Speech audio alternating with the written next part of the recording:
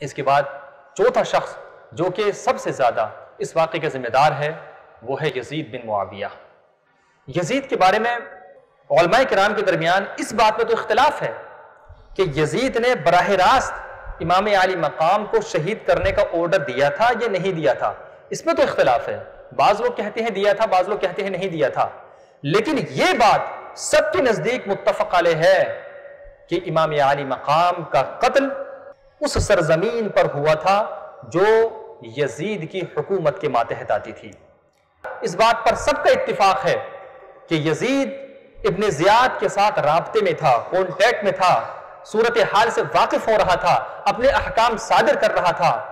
تو امام علی مقام کیا کر رہے ہیں، کس جگہ پہنچ گئے، کیا ان کی صورتحال ہے، اس سے اچھی طرح واقف تھا۔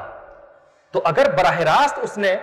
امام علی مقام کے قتل کا حکم نہ بھی دیا ہو تو قرائن یہ بتا رہے ہیں کہ وہ امام علی مقام کے قتل سے راضی تھا،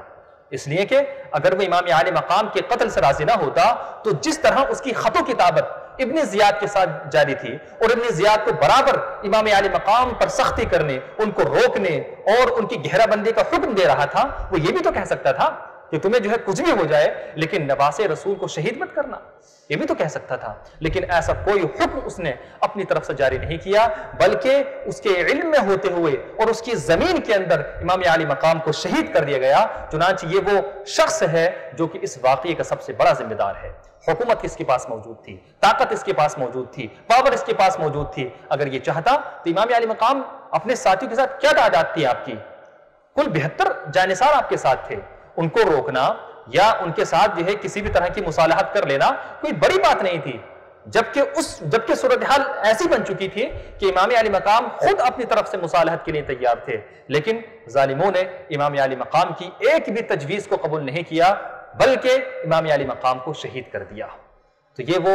سانحہ ہے، یہ وہ لوگ ہیں جو کہ امام علی مقام کی شہادت کے ذمہ دار ہیں، اور قیامت تک مسلمانوں کی دلوں میں ان کی نفرت، ان کا بغض، جب تک مسلمان رہیں گے مسلمان ان سے نفرت کرتے رہیں گے، ان سے بغض کرتے رہیں گے، کیونکہ انہوں نے